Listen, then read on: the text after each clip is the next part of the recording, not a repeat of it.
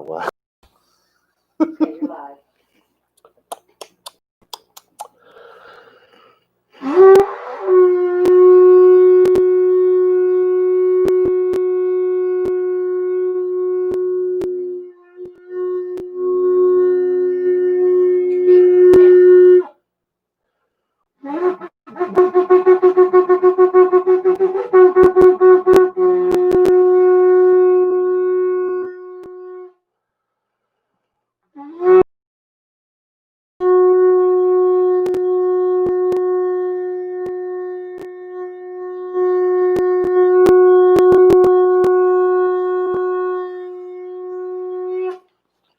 My wife told me to stop. Hi, Sukot, y'all. Coming to you from Texas, America. Woo! Are we up and running? I'm supposed to talk and stuff? Okay, sorry. I'm a little winded at the moment. All right, let's get going. This is Sukot. Best time of the year. This is the most fun we can have in a year. So let me ask you, what is the purpose for this feast? The Feast of Sukot. What does it represent? Why would God command his people to build temporary housing and make them stay in them for 1 week every year? And yes, that is in fact what the Hebrew text says. It does not say get together as a congregation and build a rickety little building with no roof on it to speak of so you can see the stars. And maybe one in your backyard need a meal in it once out of that whole week. No, that is pagan. That was stolen by the sages from the Christians. Does not belong in Judaism in any way, shape, or form. I'm just going to go on the record and say that.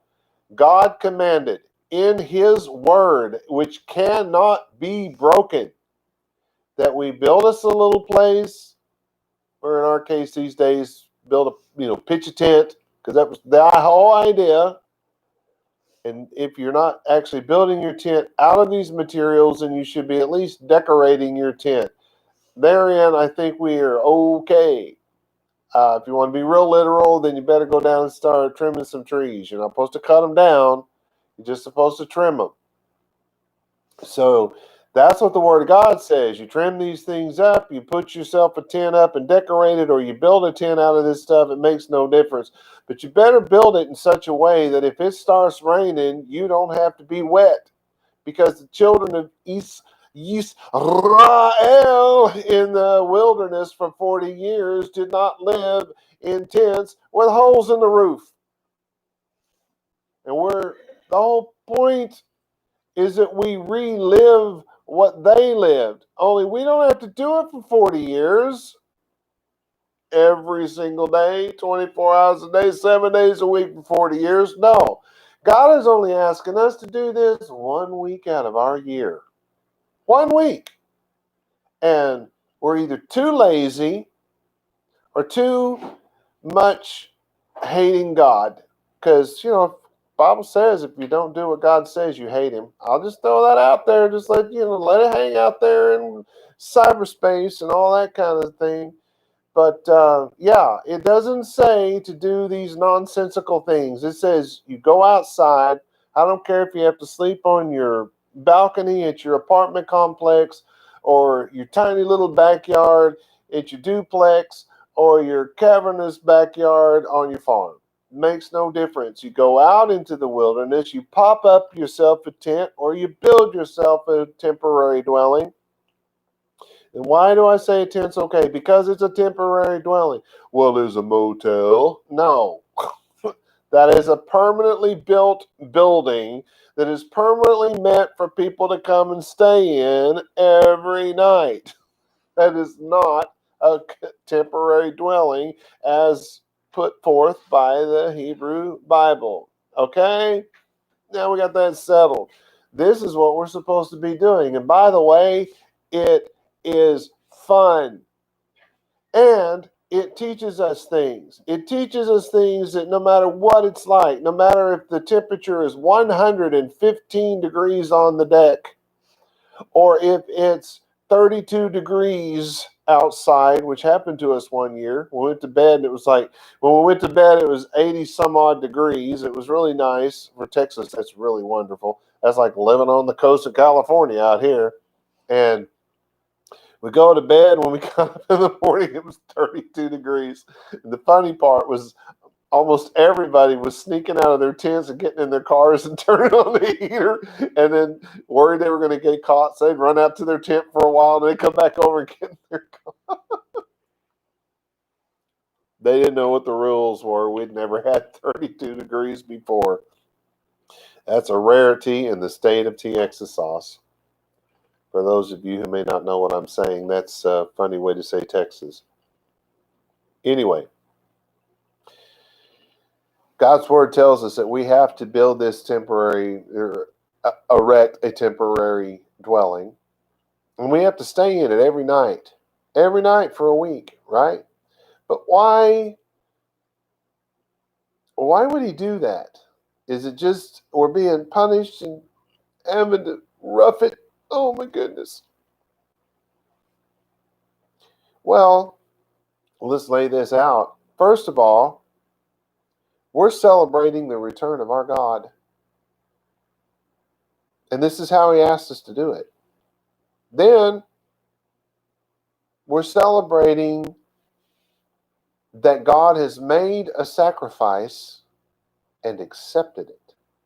So we're celebrating either the fact that he's done it or the fact that he will do it. You can look at it either way because it doesn't make any difference. Let me put it this way.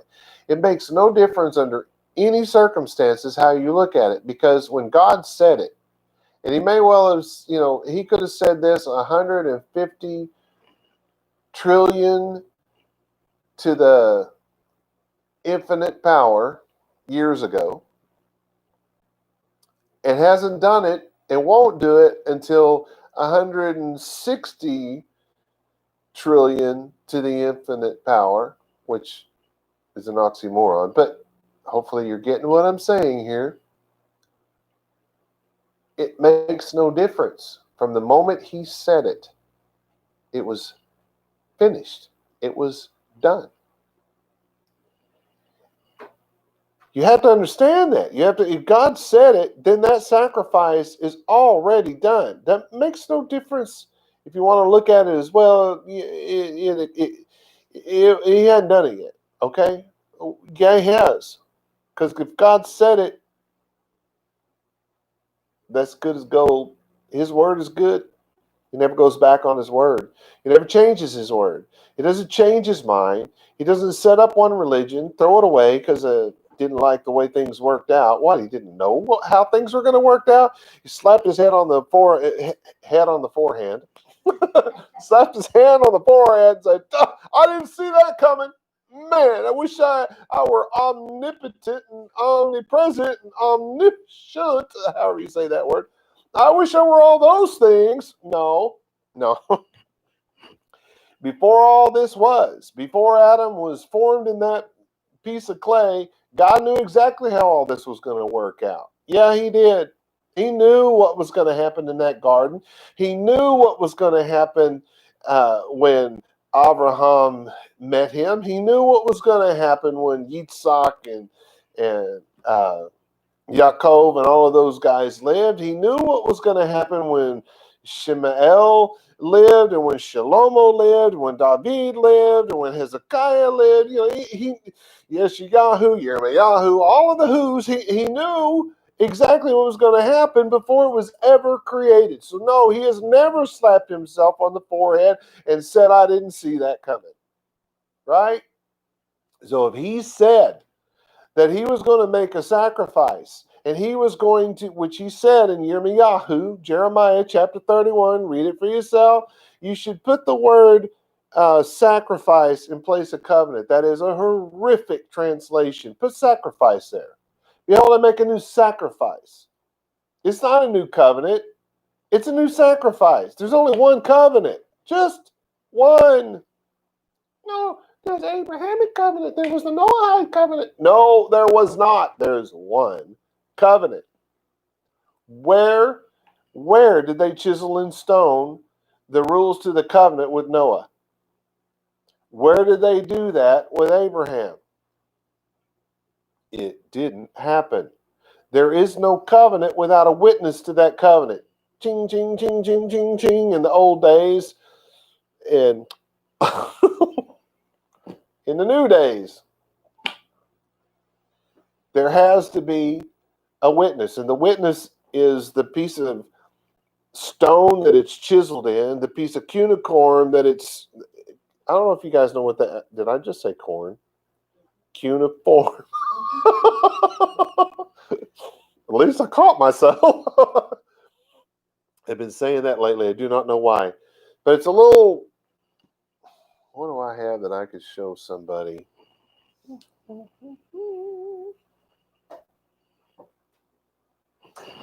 Can you reach that little doodad, that white, flat, roundy? Yes, perfect.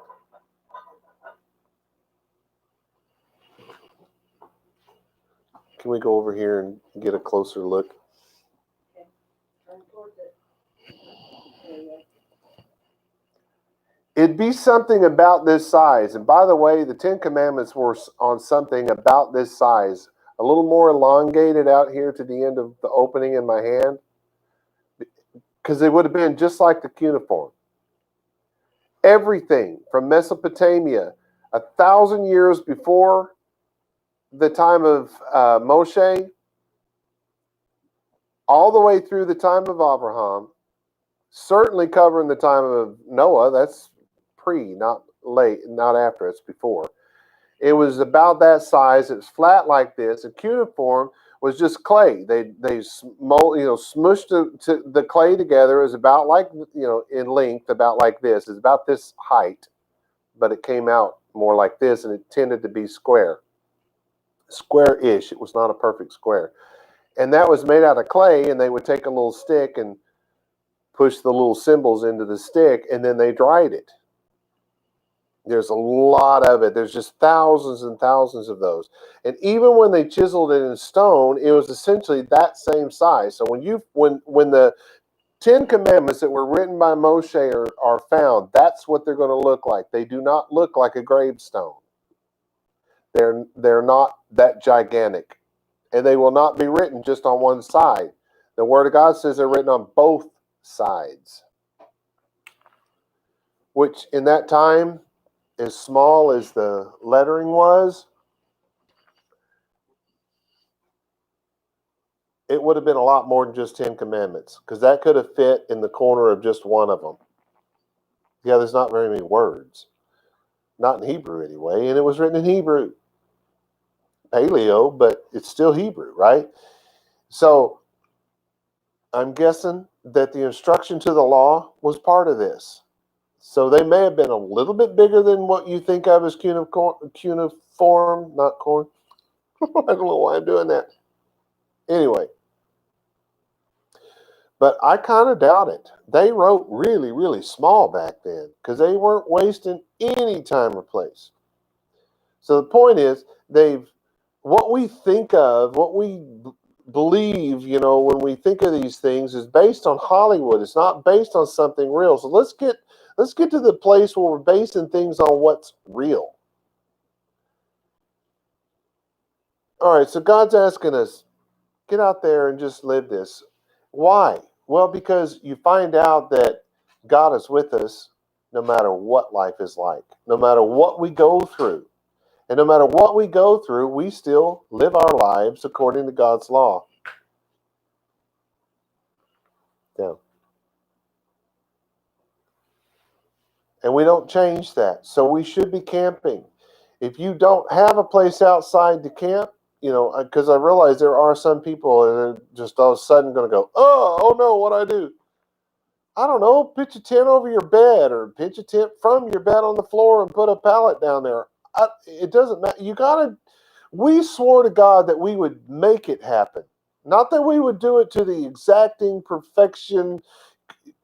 Eventually we should do it to the exact perfection. as to the best that we can know and understand. But in the interim, we have to do it to the best of our ability. And if our ability is only that we can put a little tent, go to Walmart and get one of them little $20 tent things that you put on the bed for a kid and sleep under it for a week, well, then do that. Or if you have to connect a string to the top of your bed and then connect it to the back of your bed, and just drape a blanket over it. Do that. Make it happen. Do what we promised God that we would do. Make it happen. All right, let's move on to that. So at this point, please stand and cover yourselves for the reading of the scriptures. You don't have to. It's not a law. This is a tradition that was passed down to us by paganized, Hellenized sages. But no, it wasn't. I take that back. This one way predates them. So let's just do it. If you don't want to, that's okay. You're not going to hell for it. God's not going to be mad at you. I can't get up anyway. I have to sit here. Here we go. Help if I got the right stuff. Hang on, I've got to fix this. For some reason, it's not doing what it's supposed to do. There we go. We are in Leviticus chapter 23. I'm going to read verses 33 through 44, and I'm going to read them in the language they were written in, all right? Vayedaber Yahweh el Moshe lemor. So Yahweh said to Moses, Daber el bnei Yisrael lemor ha-mosha asar yom la chodesh, not kodesh, ha-shevi'i ha-zeh chag ha-sukot shiv'at yamim la-Yahweh. Bayom ha-rishon mikra kodesh. That's what we're doing right now. Kol melechet avodah lo ta'asu shiv'at yamim tachrivu ishe la Yahweh. Bayom hashemini mikra kodesh yiyeh lachem vehikratem ishe la Yahweh. Azeret hi kol melechet avodah lo ta'asu el Moadai Yahweh asher tikreu otam mikrae kodesh lehakriv ishela Yahweh ola umimcha zevach unesachim devar yom beyomo milvad shabetot Yahweh, which we're also doing, umilvad metanotehem, umilvad kol niderechem, umilvad kol nidevotechem, asher titnu la Yahweh. Ach bahamisha asar yom la chodesh, ha-shevi'i be'aspechem et tevuat haaretz tachogu et chag Yahweh.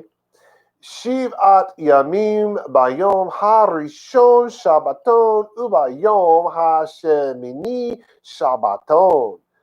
Ulekachtem lachem bayom harishon peri etz ha-darkapot temarim va'anef etz avot ve'arbe nahal usemachtem lifnei Yahweh Elohim shivot yamim. That's what I was talking about a while ago. Ve'chagotem oto chag la Yahweh shivot. Oops, I forgot to do that. Where was it? Shivot yamim ba'shana chukat olam ledorotechem ba'chodesh ha-shevi'i tachogu oto ba'sukot teshvu shiv'at yamim kol ha'er starts saying the wrong word. Ha'ezrach be'Yisrael yeshvu ba'sukot le'ma'an Yedeu dorotechem ki ba Sukot hoshati et bnei Yisrael bechot zit. Oh, good Lord. I'm trying to say the wrong word again. Beho zi otam me'eretz mitzraim ani Yahweh Elohechem. Vayedaber Moshe et Moadai Yahweh el bnei Yisrael. And you may be seated. Did I over enunciate any of that? That's the whole idea. Hoping you guys can hear all of the syllables. Anyway, we're in, like I said, Leviticus 23. This is 33 through 34. So I'll give you this in English, just straight up, not breaking it down. And Yahweh spoke to Moshe, saying, speak to the children of Yisrael, saying, in the 15th day of the 7th new moon shall be the Chag Sukot, the feast of Sukot, for 7 days, and it's 2 or 4, however you want to look at it, T-O, that word, or the word F-O-R. It is 2, the 7 days of celebration of Sukkot are 2 or 4, they are 4, and then it gives the proper name of God. They are for Yahweh. It's probably important to tell you that the word Hag Sukkot, right? That's a feast. That's a festival. This is where you sacrifice a victim, and that victim's going to be an animal. And this is what we call in America, in Texas sauce, barbecue, people. And you know we got the best barbecue in Texas.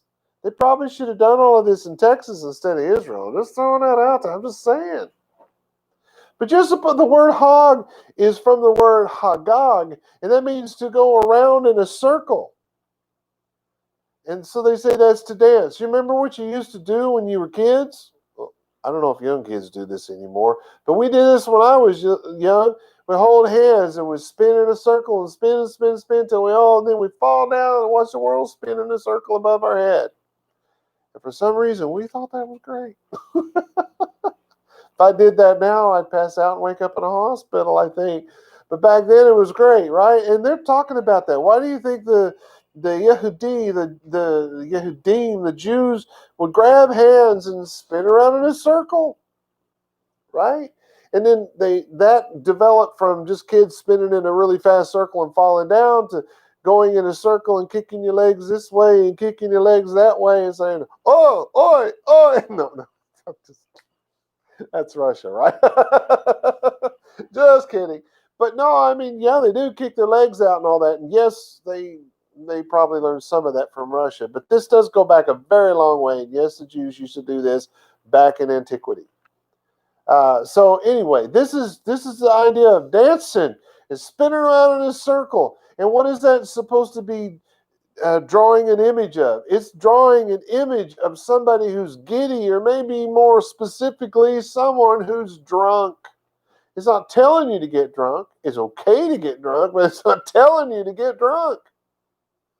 Look, if you get drunk once a year, you are not drinking to excess. Right? You exceeded your limit that night, but that's not the same thing as that New Testament verse. It's something about not getting drunk to, I don't know what it is, but it's something like that. I tell you not to get drunk to excess. Yeah, that one, I looked it up, people. I may know a little about that one. I don't remember the English part of it, but what I do remember when I translated that was he was talking about being an actual drunk. That's excessive. That's a person who does not stop his or herself from drinking excessively. The whole point in drinking excessively is because they're looking for that high. So if you get drunk once or twice in your life, no, you are not an alcoholic, for one thing. That does not make you an alcoholic. And no, this is not a sin if you get drunk on a festival, because some people do.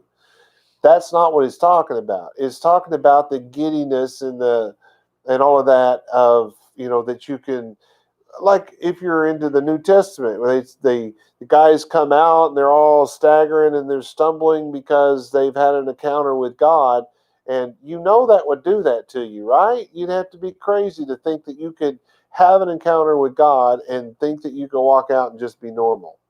If it's a real encounter with God, you're not going to come out normal, right? So maybe they were staggering and stumbling, and what did those people say? Look, a bunch of drunks. And one of them stood up and said, "These aren't drunks. It's way too early in the day. Are you crazy?" So anyway, this is supposed to be a festival. It's supposed to be fun and leaping and dancing. And we're all so old and broken down. We'll have to get our dog to do the leaping and dancing for us. But that'll work, but you get the idea. It's about having a party. Sukot that's a booth. I don't know why they call it a cot, but it's a booth. It's a tent. It's a little, I don't know if you built it out of sticks, you probably would. Well, I don't know. A lot of people build those like a tent, like an A-frame thing, what you think of as a tent. If you're out in the wilderness, that's probably the best way for you to do that. But anyway, that's where we get the idea for a tent. They call it a booth. That's an English thing, right? It's made of leaves and branches, and they're interwoven. It's the title of the Feast of Tabernacles and whatnot. That's what this is. That's what Sukot is, the Feast of Tabernacles, because they're the little tents are our tabernacles, right?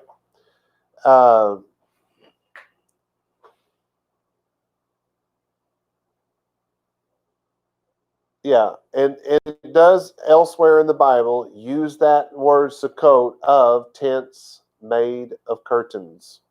I don't know why they said curtains, but it does say that. There's a verse in Psalm 18:11. He made darkness his secret place, his pavilion round about him were dark waters and thick clouds of the skies. And then we're using this word here. It's saying that God's house, his tabernacle, his tent, if you will, is made of clouds. And the darkness isn't in the clouds. The darkness is beyond the clouds. But this is a lean-to. It's used of the little things they used to make for the cows to keep the water off of them if they wanted to get out of the water. It's of a lair of a lion. It's not a fixed home built on block. It's not pier and beam or built on a slab or something like that, right? Then it says mikra. You remember that word mikra? That's a convocation. That's a getting together thing. We're all getting together over here in this place, and in this time of COVID. If you're too scared to get together with people, hey, you're doing it right now on the interweb, right? All those people that are listening in and watching this thing, you've gotten together with a bunch of other people who are doing it at the same time. So you follow, there are more than one way to do this, but the idea and the thinking behind this was that all the people would get together, literally. But that doesn't mean that you can't get together, what would you call that, over the interweb? What would you call that kind of gathering? We call it a video conference at work. Electronically, let's say it that way. That's not really the word I was looking for, but that's probably better than the one I was looking for. So anyway, but this word is important. Why would I say that? Why am I breaking this down? Because this word comes, mikra, the convocation, the getting together, and all that stuff. It comes from a word kara, which is to cry out. It's an outcry. It's even used to people who are weeping. It's often the cry of an animal, like when a wolf howls, or particularly it's more about if you've ever heard coyotes and wild dogs when they're going out on their hunt and they're making all that yapping noise and all that kind of stuff. That's a real good image of what this word means. It's used absolutely of any kind of cry, any kind of outcry, even when not articulate. Some people have experienced this where they just all that can come out of them is just a groan, right? It's just not articulate in any way. That kind of thing is called kara in Hebrew. But it's to call upon, to call anyone to oneself. Hey, come over here. It's to celebrate. It's to recite something with a loud, passion-filled voice. That's kara. Of course, then it said this convocation is supposed to be holy. It's set aside. We're supposed to do this every year.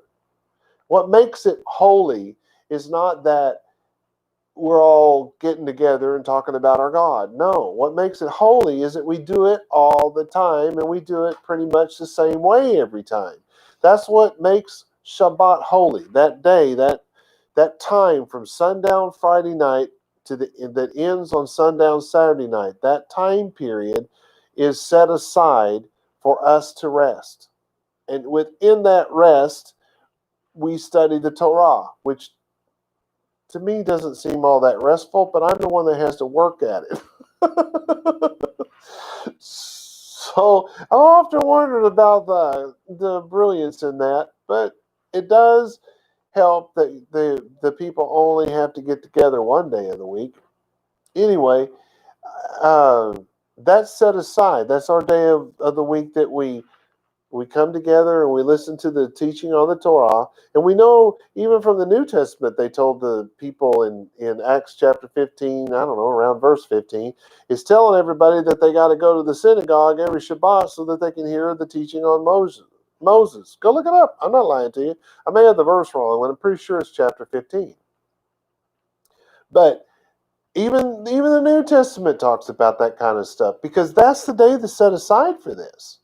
So that's what makes it holy, because it's set aside for that specific purpose, and it's something that we do that's in connection to or worship of the God who created all things, right? So that makes it holy. And so Sukot is set aside. I know that we celebrate it. It starts on a different day every year, but it's literally on the same day by the calendar. It's the same. It winds up the same because the Bible goes by moon phases, which is not the same thing as the Gregorian calendar that we use today. You know, the January, February, March, April, May. That's the Gregorian calendar. But the Bible calendar is different, which is why the days differ to us, because we're thinking in Gregorian and the Bible is not.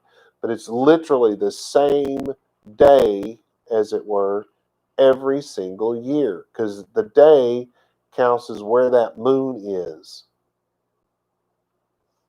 I don't know how else I could describe that. If we were going by the moon phases, even then, well, as long as you're not thinking Gregorian, as long as you're not doing anything with the Gregorian calendar and you're just going by the moon phases, this day happens on the exact same day every single year. Anyway, I'm going to move on to the translation of verse 35.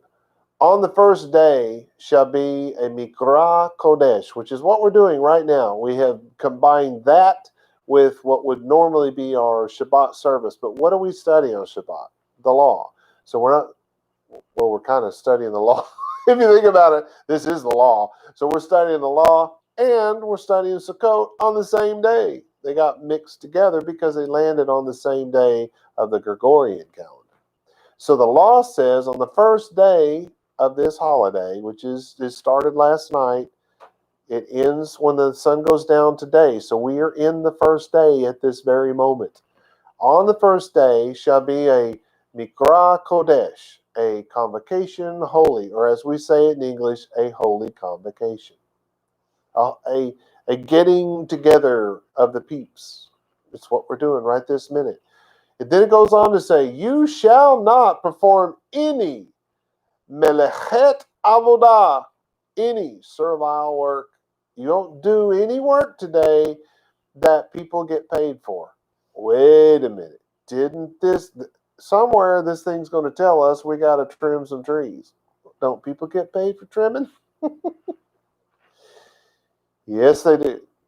So probably shouldn't trim enough to make it servile. Oh, It seems like a contradiction, but it's not. The idea here is you're not doing your occupation. And if you are doing your occupation, you're either doing it for pleasure or you're doing it for no pay. And the most important part on this particular day is that you don't overwork yourself. You don't get to the point where you're yelling and screaming at everybody because you wore out. Let's not do that. All right. Let's avoid that with extreme caution. And before I forget, I meant to start this thing off today with this. I'm going through one of the hardest bouts of insomnia I've had in more than 30 years. There's nothing we can do about it that I know of. I've talked to 2 different doctors about it, and there just doesn't seem to be anything I can do but ride this out. It's got me on edge. My wife and I have raised 5 kids together. I have 1 nerve left, just 1. And it's very frazzled at this moment. I don't know what happens when that last one goes. Yes, close. So, walk on eggshells around me. No, I'm going to walk on eggshells around everybody else, trying to avoid any kind of unwarranted outbursts. And for those of you who have had to endure those over the years, I do apologize. I am sorry I did it. But I always work myself to death every year before the holiday. This year I did not. I just didn't sleep. So anyway, if you guys are having those kind of issues and we're having these kind of issues, let's just talk about the weather or something like that. Let's not talk politics. Anyway, it says here that you're supposed to talk ribu. You're supposed to show up with an offering. That's what that means. But this offering is not money. You do have to. You're not allowed to show up on this without bringing an offering of money. Well, it could be, you could bring a rack of lamb or bar of gold or cash or deed to a property. I mean, you can bring anything you want to bring. You can bring, say you cut your kid's hair and put it in a little baggie and say, "Isn't this sweet?" and hand it to me. It'd still be an offering. But you remember what God did when he got an offering he didn't like. So think of it as, what would God like? Don't worry about me. I'm fine. I don't need anything right now. I just need prayers about my sleep. That's all I need. But anyway, you're supposed to bring an offering of Isher, of passion. This is the week that we got to find a moment in our day, every day, to bring some passion to God. And everybody's going to do that in a different way. So don't ask me how you do that. I don't know how you do that. I only know how I do that. And that's a secret. I'll tell you what's an easy way to do it. Read God's law until you get goosebumps. Just throwing that out there. Think it will work. Bayom HaShemini, that's on the 8th day, there will be another holy convocation. And by the way, we got to bring more passion on that one. See it? Those of you who are here can see those very words. All right, so my translation of verse 36. 7 days you shall, this is a command, you shall draw near with passion to Yahweh. Covered my head. On the 8th day shall be a Mikra Kodesh, a holy convocation to you, and you shall draw near with passion to Yahweh. Being very religious today.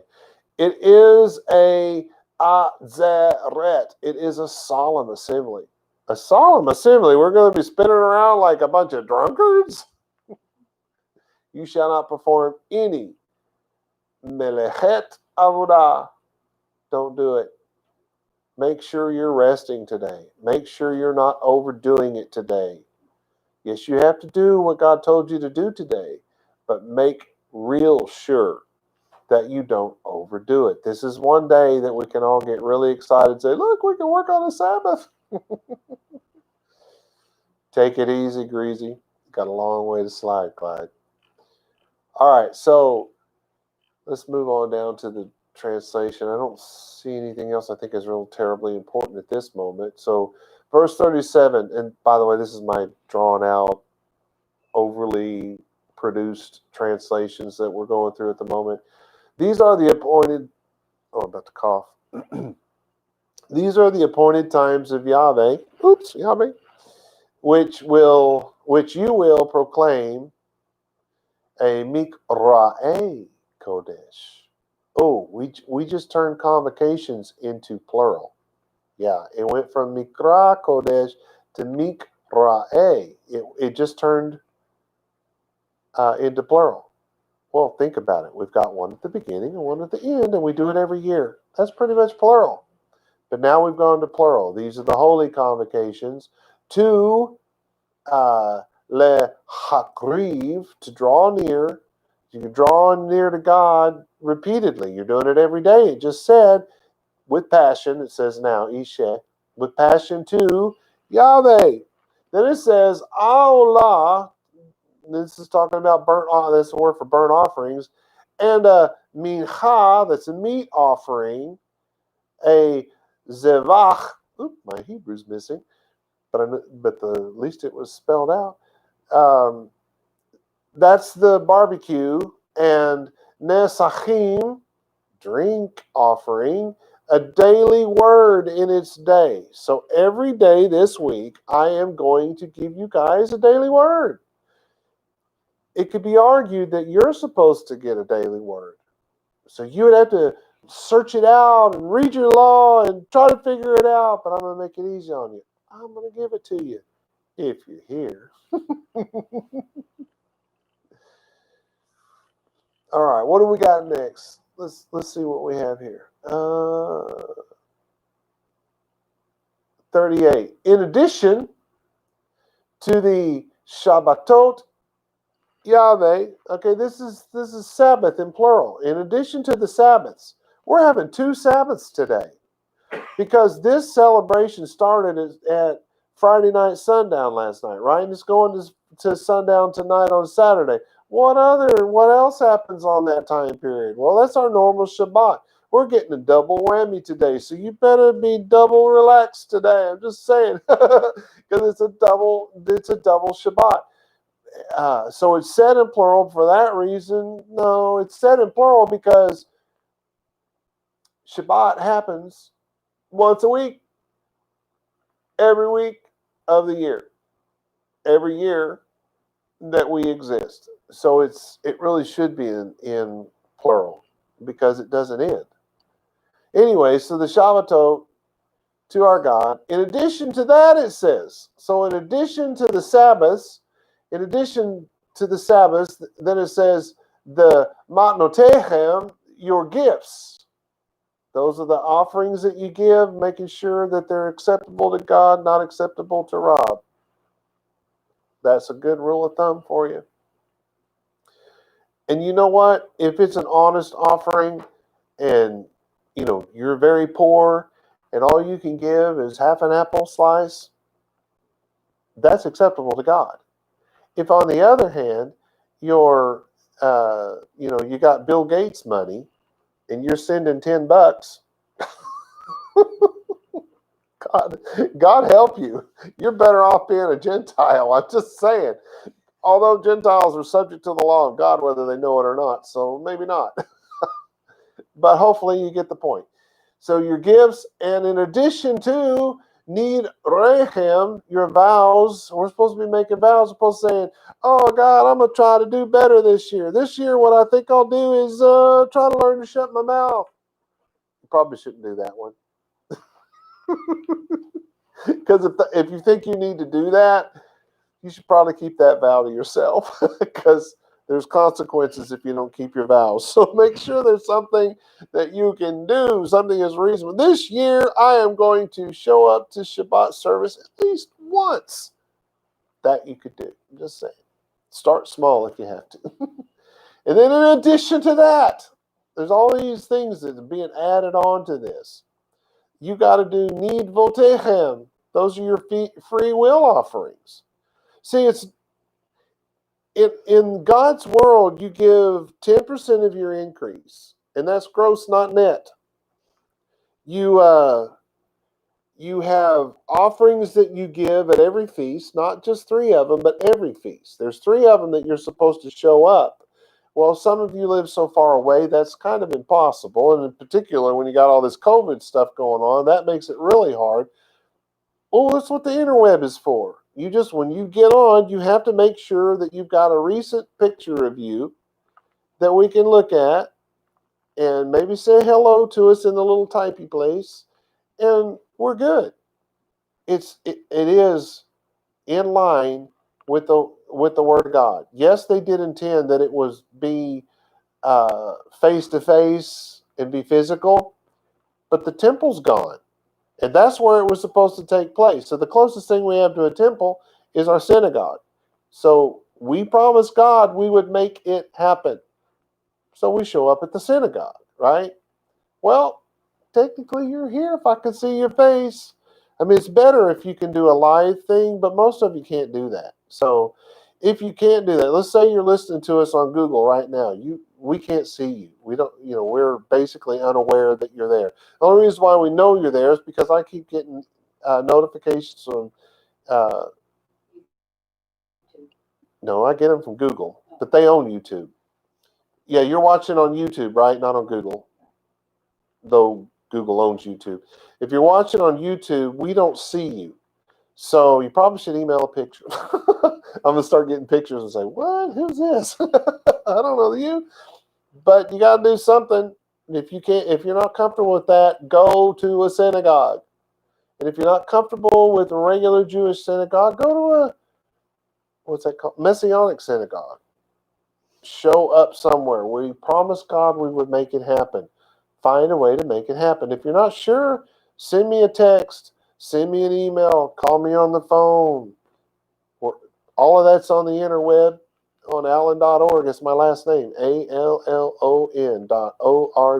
ORG for organization. That's what it stands for, in case that helps you out. We got to find a way to make it happen, and we do it at the best of our abilities. If you didn't do any of this last year, don't worry about it. Find a way to do it this year.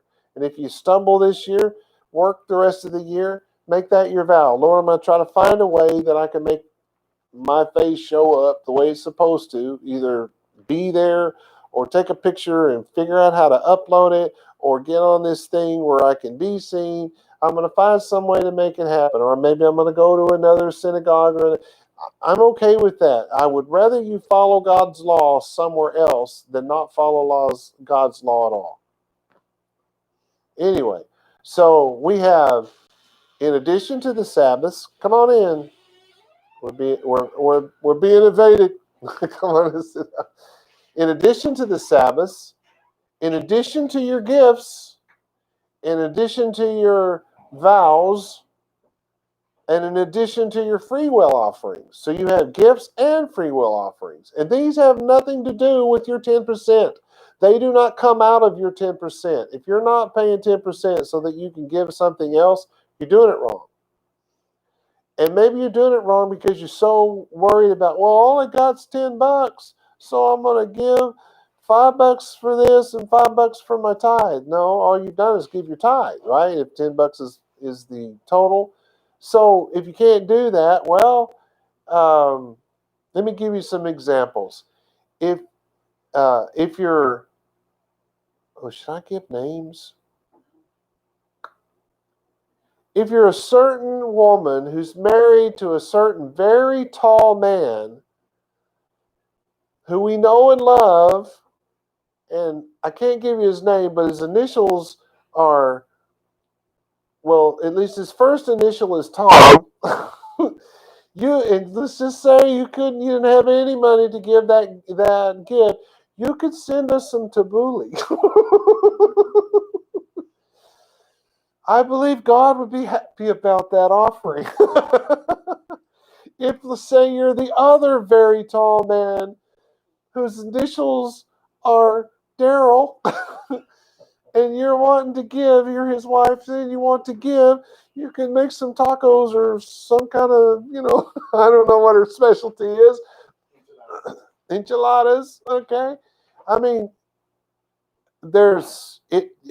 think outside the box. If you don't have the cash, think outside the box. Because what you're trying to do is not make me happy, which all those things would. You're trying to follow God. You're not trying to make God happy. What makes God happy is the fact that you're trying to follow him. It's not what you've done, what you're doing to follow him. It's the fact that you're making that effort. That's what makes God happy. That's what the Bible calls a sweet smelling savor to God. Is when you are trying to live your life to the best of your ability to make it happen. Is a sweet smelling savor to God. So if you don't have the money, and I'm not saying that you should take your tithe money and pay your electric bill. I'm not saying that at all. I'm saying that when you've paid your tithe and you're wiped out and have no way to give your free will offerings and your gift offering, because these are two different things here, and if you want to know what they are, look this stuff up on the internet. I taught them in great detail when we went through the law. You can go back and watch those videos. But in case you don't know the difference between the two offerings. But when it comes to making those offerings, don't ignore those. You make the offerings. It can be money or almost anything else. Just don't do the thing that happened with Cain and Abel and just give crap so that you can say you gave an offering. That'll get you in trouble.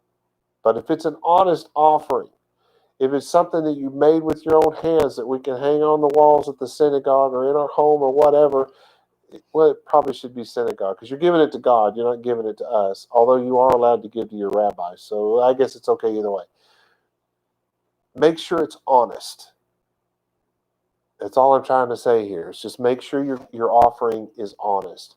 So it said in addition to all these, the Sabbaths, the gifts, the vows, and the free will offerings, in addition to all of that. Then it says verse 39. Also on the 15th day of the 7th new moon, when you have gathered in the produce of the land, you shall celebrate a feast to Yahweh 7 days. I should have put a hat on. On the first day shall be a Shabbaton, that's a Sabbath, and it's in plural, yes, because you're going to do it for the rest of your life, right? And on the 8th day shall be a Shabbaton, again in Sabbath, in plural, Sabbath in plural, Shabbaton, because you're going to do it the rest of your life. And then verse 40, Ulekachtem lachem bayom ha-rishon. It wanted to sound like Ricola, it didn't come out. Rishona. Peri. That's fruit. That's the word fruit. Peri, that's fruit. Metaphorically used of the result of labor or endeavor. So it's the fruit of your hands. Let's say I'm a carpenter. I'm a finished carpenter, so I make cabinets. You can finished carpenters are cabinet makers, right? And let's say that that's what I do with my hands. So by the time I finish building a set of cabinets, that's the fruit of my labor. So if I'm a ditch digger and I've dug a ditch, that's the fruit of my labor. It's a result of whatever I'm doing by my labor. And so if my labor is to live out God's life in the best way that I can, then the results of that labor are going to be kindness, gentleness, meekness, forgiveness. What else? Some rabbi once called them the fruit of the Spirit. So let's move on. Let's move on before I get in trouble with the Jews. Etz, my peeps. Etz, that's the word tree. So fruit tree or fruit of a tree. What's a fruit of a tree? What is the result of the work of what a tree does? That's where we have to go with this because that's what we're talking about, right? Well, let's see. It grows roots into the ground. It grows branches. And on those branches, it grows leaves. It doesn't mean fruit tree necessarily. Yes, it can mean fruit tree, but it doesn't in this case. Though maybe the only trees you have on your property are fruit trees. And maybe the trees that you have on that property have some kind of weird berry, like a China berry tree, right? That's the fruit of that tree. But when it says fruit of the tree, it's not specific to, say, an apple tree or an orange tree or whatever. It's leaves and sticks and twigs, bark. All of that are the fruits of a tree. So it says hadar, which is goodly. It's what decorates that tree, or decorates something else. It's the word for decoration, is all I'm saying. But it's used here. Okay, so this one is connected to the tree itself. So it's talking about a majestic tree. It's talking about something that's full grown. So you shouldn't be doing this to the small trees, because at the time of year, that probably is really bad and can kill a small tree. So think about that when you're trimming off some stuff to decorate your little sukkah. It needs to come from a full-grown tree, from a mature one. Then it's kapot. I want to say it's the palm of your hand, because that's the one of the really, really common uses for that. But a cup, that's where we get the word cup, is from this word. It is a Hebrew word, because it's like a palm. It can hold liquid, right? And so your cup holds liquid. Well, you use that same word in Hebrew for a bowl, because it can hold liquid stuff, whatever, soup. Oh man, I'm running out of time. I'm only halfway through. I better start making some headway here. All right, let's see if I can just jump to the end and throw in anything that I missed. Verse 40, and you shall take to you on the first day the fruit of full-grown trees, palms from the palm trees, because that's the palm of your hand. So the word gets a bigger use than just cupping. Hopefully you understand that. Because remember, it's Hebrew. One word, lots and lots of different uses and meanings. English, one word for everything. Very different. All right, then it goes on. And the branches of thick trees and willows of the brook, and you shall rejoice before Yahweh your God 7 days. What a wonderful thing to do. And God's commanded us to have a party. How awful can he be? I'm just saying. Verse 41, and you shall celebrate with him a feast to Yahweh 7 days in the year, a statute forever in your generations. Forever. Forever. In your generations.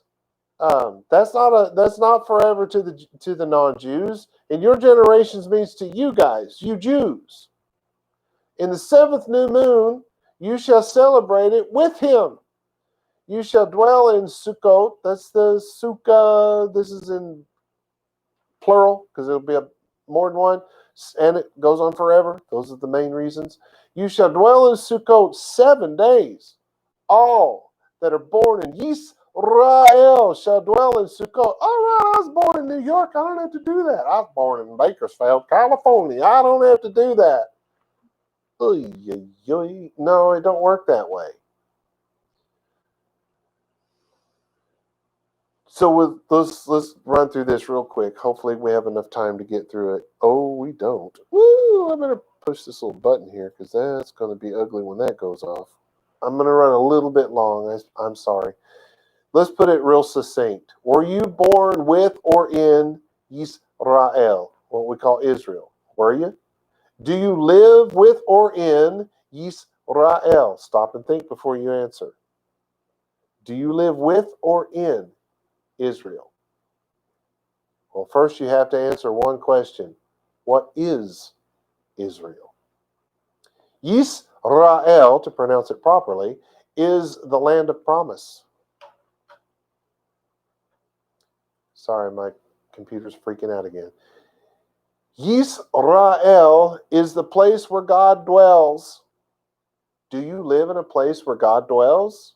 Do you live in a place where the rays of Yisrael scatter over you? Those who understand these questions will understand that Yisrael is a place in our hearts. If we live there, we dwell there with or in God. and God dwells with or in us. Over the years, I've heard more excuses as to why someone cannot celebrate Sukot than I can care to remember. In the following year, virtually everyone who made the excuse wasn't here either. I do not think this is a coincidence. Here's the truth about it. Those who are not willing to give God 7 days and 8 nights of their year probably will not give him the rest of the year, let alone the rest of their lives. Those who refuse to live in a tent for 7 nights and 8 days because it's too rainy, too hot, too cold, too inconvenient, it's in conflict with their work schedule, whatever it is, have truly never experienced this incredible event. They do not know what they have lost. Those who are unwilling to give God these 7 nights and 8 days, I think that's backwards. It's backwards. It's 8 nights and 7 days do not get, or I don't know, I'm confused. You know what I mean. Hopefully, they do not get that life with God is sometimes a rainy season. Sometimes it's a dry, barren season. Sometimes it's an impossible season. Kind of like an impossible 2020. Nah, let's get off of that. Sometimes a lost it all season. Sometimes a heartbroken, maybe never return from season. More importantly, those who are willing to live with or in Yisrael will never truly experience the fullness of God's blessings, his love, his tenderness, or the fullness of his provision. Those who are unwilling to live with or in Yisrael are like some of the Yehudim of old. They have found a loophole, an excuse not to obey their God. Those who do not stay in a tent for 7 nights and 8 days do not yet live. That is right, 7 nights, 8 days. They do not yet live with or in Israel. Y'all ready to live there now? Shalom, shalom, y'all.